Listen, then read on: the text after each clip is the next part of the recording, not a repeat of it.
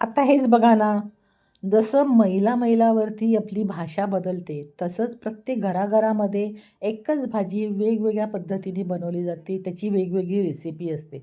आज मी पुन्हा एकदा तुम्हाला मेथीच्या भाजीची रेसिपी घेऊन आली आहे, कांदा आणि खोबरं घालून.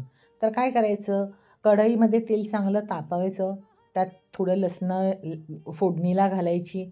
लसूण चांगला लाल झाला की त्यात कांदा आणि हिरव्या मिरचीचे तुकडे घालायचे. ह्या भाजीला ना कांदा भरपूर लागतो. म्हणजे मी 2 जुड्यांसाठी 3 मोठे कांदे वापरलेत. आता हा कांदा भाजायला खूपच वेळ लागणार. मग काय करायचं, थोडंसं कांदा परतताना थोडंसं मीठ टाकायचं, जेणेकरून कांदा लवकर पण भाजेल, गुलाबी होईल आणि नरमसुद्धा पडेल.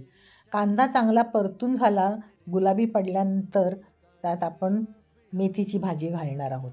इथे मी मेथीची पानं अख्खी घातलेली आहेत.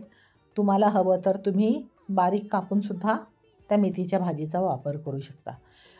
मेथीची भाजी आता ह्या कांद्याबरोबर चांगली परतून घ्यायची. परतून भाजी बारीक गॅसवरती झाकून 2 मिनिटासाठी ठेवायची. 2 मिनिटासाठी झाकण काढायचं आणि भाजी पुन्हा एकदा चांगली हलवायची. त्यात थोडंसं मीठ टाकायचं चवीपुरतं. अगोदरसुद्धा आपण मीठ टाकलेलं आहे. भाजी परत चांगली परतायची. ह्यात पाणी टाकायची जरासुद्धा गरज नाही, कारण कांद्यामुळे भाजीला तसंच पाणी सुटतं. भाजी पुन्हा झाकायची, बारीक गॅसवरती 10 ते 12 मिनिटासाठी चांगली शिजवायची. 10-12 मिनिटामध्ये आपली भाजी चांगली शिजते. आता ह्याच्यात आपण खोबऱ्याचा चव घालणार आहोत, खवलेलं खोबरं घालणार आहोत आणि भाजी पुन्हा एकदा चांगली खालीवर करून घेणार आहोत. त्यानंतर पुन्हा एकदा भाजी आपण झाकून 1 मिनिटासाठी ठेवणार आहोत. आपली भाजी तयार झालेली असेल. बघितलं, अशा वेगवेगळ्या पद्धतीच्या वेगवेगळ्या रेसिपीज एकाच भाजीच्या बऱ्याच प्रकाराने आपण करू शकतो. मी तुम्हाला तोच दाखवायचा प्रयत्न करते.